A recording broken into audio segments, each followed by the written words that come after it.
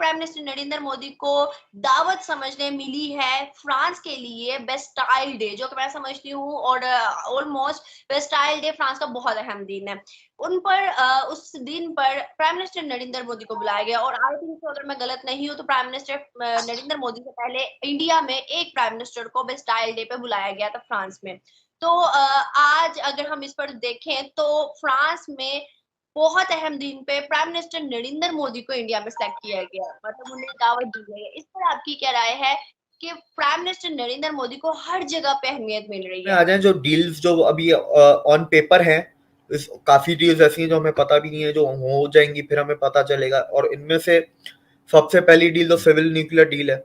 India अपने nuclear power reactors को और पावर जनरेशन को एक्सपेंड करना चाहता है। करंटली इंडिया में 7 गीगावाट या 7,000 मेगावाट न्यूक्लियर पावर से बनती है electricity. India is already moving towards renewable energy और न्यूक्लियर भी उसी में आता है। तो इंडिया चाहता है कि छोटे रिएक्टर हो, जो छोटे रिएक्टर इंडिया के पास नहीं, इंडिया के पास बड़े रिएक्टर की टेक्नोलॉजी, छोटे रिएक्टर आपके फ्रांस के पास है, तो वो टेक्नोलॉजी या वो चीजें चाहता है। इस तरह मैंने आपको बताया कि मोदी साहब की अचीवमेंट में से सबसे बड़ी अचीवमेंट ये थी कि उन्होंने नेशनलिज्म को has taken to the next level. Either youth living in India or either Indian diaspora living abroad. अब मैं उसकी छोटी सी मिसाल लेता हूँ। एक क्वेश्चन दिया गया, यहाँ पे मैं कई दफा बात करता रहता हूँ लोगों से, टैक्स पेयर्स के साथ। लोगों को अमेरिका के अंदर अब टैक्स देने से तकलीफ होती है क्योंकि उनको नजर आता है हमारा टैक्स किसी अच्छी जगह पे नहीं जाता, उसका मसरफ जो है वो ठीक नहीं है, करप्शन। लेकिन जब मैं स्कैंडिनेवियन कंट्रीज के लोगों को देखता हूं तो वो कहते हैं कि हम टैक्स देके खुश होते हैं क्योंकि हमें पता लगता है कि टैक्स अच्छी जगह पे जा रहा है। अब मैं उसी की मिसाल भारत के साथ देखूंगा कि they are satisfied with the leadership of Modi. नमस्कार दोस्तों, जय हिंद। स्वागत है आपका हर पर न्यूज़ और नई लेटेस्ट वीडियो में। अगर आप चैनल में पहली बार आए तो हमारे चैनल को सब्सक्राइब करना, वीडियो को जरूर लाइक करना। तो दोस्तों आज की वीडियो में बात करने वाले हैं, जैसे कि आपको पता है कि पीएम मोदी फ्रांस जाने वाला है, तो उसी के रिलेटेड टॉपिक पे बात करने वाला है कि जो पीएम मोदी फ्रांस जा रहे हैं, तो ये जो न्यूज़ है हर जगह बहुत ज़्यादा वायरल हो रही है। पाकिस्तान में भी इतनी ज़्यादा वायरल हो रही है कि न्यूज़, और पाकिस्तान में भी डेस्क के ऊपर बात करें कि जो पीएम मोदी फ्रांस जा रहे हैं तो क्या डील्स हो सकती है, क्या कुछ हो सकता है। क्योंकि आपको पता है कि पीएम मोदी यूएस भी गए थे, तो पीएम मोदी यूएस गए थे तो इंडिया और यूएस के बीच में बहुत सारे एग्रीमेंट साइन हुए थे, डील्स हुई थी। और पीएम मोदी इजिप्ट भी गए थे, तो अब फ्रांस जा रहे हैं। तो फ्रांस इसलिए जा रहा है, आपको पता है कि क्योंकि पीएम मोदी जो गेस्ट ऑफ ऑनर के लिए इनवाइट आया था, क्योंकि आपको पता है कि 14 जुलाई को जो फ्रांस का जो नेशनल डे है, नेशनल डे फ्रांस का, तो इसीलिए प्राइम मिनिस्टर मोदी जी को इन्वाइट आया है फ्रांस की तरफ से। और दूसरी तरफ बात करें कि जो इंडिया के जो आप मान लो जेट हो गए, राफेल्स हो गए, तो इनके ऊपर जो भी डील्स होने वाली है, क्योंकि जो राफेल्स और जेट है बहुत ज़्यादा वो है हाई टेक्नोलॉजी वाले वो एयरक्राफ्ट है, तो उनके ऊपर भी डील हो सकती है। और दूसरी तरफ बात करें जो फ्रांस है, वो इंडिया की जो परेड है उसके, इंडिया की जो आपको परेड है आपको पता है बहुत ज़्यादा फेमस होती है पूरे वर्ल्ड में, और तो फ्रांस उसकी मांग कर रहा है और भी मतलब बहुत ज़्यादा एग्रीमेंट होने वाले हैं। और तो ये देखते हैं क्या एग्रीमेंट होता है, क्या निकल के आता है। पिछले 9 साल से हमारे भारत के प्रधानमंत्री मोदी जी ने जहाँ पर भी विजिट किया है वहां पर मान सम्मान और सर्वप्रथम वो देखे गए हैं।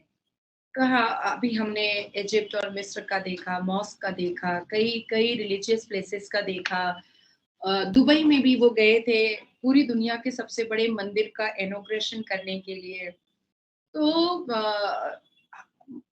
एक ये उनका जेस्चर है, एक ऑरा है हमारे मोदी जी का कि वो जिस धर्म के रिलीजियस प्लेस पर जाते हैं या जहां भी जाते हैं वो उस चीज को बहुत अच्छे से मेंटेन कर पाते हैं और बहुत मान सम्मान रिस्पेक्ट उनको मिलता है। एवरीवन नोस, इसको बार बार दोहराने की जरूरत नहीं है।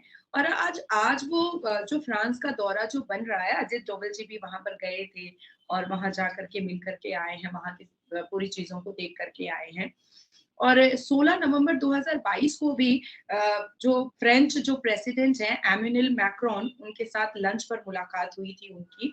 और जब G20 की समिट हो रही थी तो वहां पर उनके इंडोनेशिया के एक रिजॉर्ट में आइलैंड पर उनकी मुलाकात हुई थी 16 नवंबर 2022। अच्छा, अभी बहुत एक ये उठ रही है बात के, क्योंकि अभी फ्रांस में वही मुसलमान, आपके पाकिस्तान के मुसलमानों को भी वार्न कर दिया गया है फ्रांस नहीं घुसने के लिए।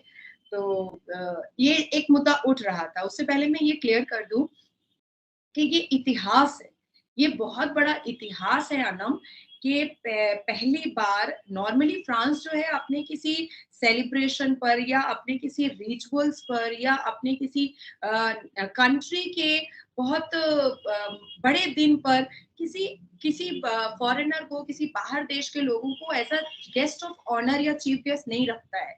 लेकिन हमारे भारत के प्रधानमंत्री को जो फ्रांस के नेशनल डे सेलिब्रेशन जो जुलाई 14 को है, उस दिन उनको as a guest of honour और चीफ गेस्ट बुलाया गया है। that is number one thing. और फिर उसका मुजाहरा जो है वो इकट्ठे होकर करते हैं। यहाँ पे वो जो सीईओज के साथ उनकी मुलाकात हुई, उसपे से मेजॉरिटी तो भारतीय नहीं जानते। अब उसके बाद जो इस वक्त मैं जो मेरा पर्सनल एनालिसिस है, आप कह रहे थे कि डिविडेंड, वाकई डिविडेंड तो उसके शुरू होंगे। मोदी जी का पहली मीटिंग जब उनकी शुरू हुई न्यूयॉर्क से, जो पहला वॉशिंगटन डीसी में आए थे, तो वो it was related to the labour और रिलेटेड टू द टेक्नोलॉजी, और एक टर्मिनोलॉजी उन्होंने यूज की थी कि will build the pipeline of intellect. हम अमेरिका के पास टेक्नोलॉजी है, हमारे पास यूथ है, तो हम दोनों चीजों को जब इकट्ठा करेंगे, that is what our partnership is about, और उसी की आप बात कर रहे हैं। इस वक्त जो सबसे ज्यादा बड़ा कंसर्न है कि अगर कल को ताइवान के अंदर अमेरिका जो है इंटरफेयर करता है, वहां पे जंग शुरू होती है, तो सेमी कंडक्टर का इशू बनेगा पूरी दुनिया के अंदर। उसको सॉल्व किस तरह किया जाएगा, वो सारे का सारा वो भारत के अंदर इसकी मैन्युफैक्चरिंग शुरू करना चाहिए। और उसके बाद आपने जिस तरह बात की है कि नेवल की, आप मुझे ये बताएं, पूरी दुनिया में सिर्फ 4 जगह ऐसी हैं जिनके पास जेट इंजन बनाने की सलाहियत है, और मेरा ख्याल उनमें अब भारत भी शामिल होने वाला है। दूसरी एक बात मैं जो है एक नया एंगल आपको यहाँ बताना चाहता हूँ। एक नई चीज शुरू हुई है, वो ये है कि भारत ने बहुत ज्यादा अपने डिप्लोमेटिक मिशंस, नई एम्बेसियां खोली हैं, लेकिन आप ये सोचें वो कहाँ है, वो सारी अफ्रीका में है, मेजॉरिटी उसमें अफ्रीका में। और उस पे उसका ऑब्जेक्टिव क्या है कि वहां पे चाइना को काउंटर किया जाए। इंडियन नेवी को कम से कम 2 स्क्वाड्रन राफेल चाहिए, मरीन वर्जन। तो 2 स्क्वाड्रन आपके, राफेल की तो डील भी इवन हो गई है इनकी, फ्रांस के साथ डील हो गई है इनकी। नहीं, वो तो पहले थी ना, अभी ये मरीन वाली है, ये नेवी के लिए, वो उसका वर्जन अलग है। देखिए वो तो इंडिया के पास पहुंच भी गए, वो तो इंडिया के पास है ना 2 स्क्वाड्रन। हाँ, अब ये दूसरे ही, ये नेवी की है, जिसके अंदर भी 2 स्क्वाड्रन है। पता नहीं 32 का स्क्वाड्रन होता है कि 36 का। इंडियन नेवी का क्या हिसाब है स्क्वाड्रन का, ये पता नहीं, कुछ 16 करते हैं, कुछ 18 करते हैं। तो $3-4 बिलियन की ये डील है। इसके बाद सबमरीन के ऊपर बात होगी। इंडिया के पास फ्रांस की कम से कम 3-4 सबमरीन हैं, और अभी भी एक अंडर कंस्ट्रक्शन है जो फ्रांस को ऑर्डर दिया हुआ है। फ्रांस को 6 और सबमरीन का ऑर्डर देने के उसमें है, और इंडिया इस सबमरीन प्रोजेक्ट जो फ्रांस के साथ करना चाहता है उसका नाम दिया प्रोजेक्ट 75I दिया हुआ है मेरे ख्याल से, if I am not wrong. और इंडिया अपनी वैसे न्यूक्लियर पावर सबमरीन को एक्सपेंड कर रहा है। अभी 3 इंडिया की न्यूक्लियर पावर सबमरीन रशिया में अंडर कंस्ट्रक्शन है, 6-7 इनकी 8-9 इंडिया में अंडर कंस्ट्रक्शन है। अभी 6 का ऑर्डर जर्मनी को दिया था रिसेंटली, और अब फ्रांस को भी देने जा रहे हैं। डाइवर्सिफाई भी कर रहे हैं टेक्नोलॉजी वाइज, और सारी सबमरीन की क्वालिटीज अलग होती हैं, ये नहीं कि सारी एक जैसी होंगी, हर किसी का एक अलग पर्पस होता है।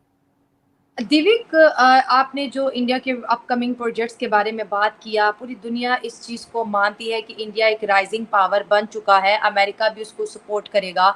लेकिन मोदी जी जब भी किसी पावरफुल कंट्री के विजिट पे जाते हैं, या जैसे गेस्ट ऑफ ऑनर के तौर पर जा रहे हैं फ्रांस के नेशनल डे जो कि 14 जुलाई को मनाया जाएगा, इसके बाद जो डील हो रही है उसमें जो नंबर 1 पे जो चीज़ हाईलाइट हो रही है वो डिफेंस से रिलेटेड है। तो इतना ज़्यादा असला लेना, इतना ज़्यादा असला अपने मुल्क के अंदर मैन्युफैक्चर करना, फिर उसके बाद एक्सपोर्ट करना, तो क्या ये वही तर्ज है जिस पे अमेरिका चला? क्या ये वही तरीकाकार है जिसके ऊपर चाइना चला? अब तीसरी बारी रशिया के बाद अब जो है इंडिया इस चीज़ को फॉलो करे। पाकिस्तान इस चीज़ से बहुत डर रहा है कि इंडिया इतने हथियार क्यों जमा कर रहा है, आखिर किस जंग की ये तैयारी है?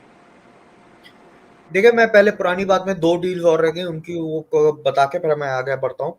एक और डील है MMRCA, जो कि $20 बिलियन की डील है, जिसमें एयरफोर्स के लिए इंडिया को 100 के 120 हवाई जहाज राफेल खरीदने हैं।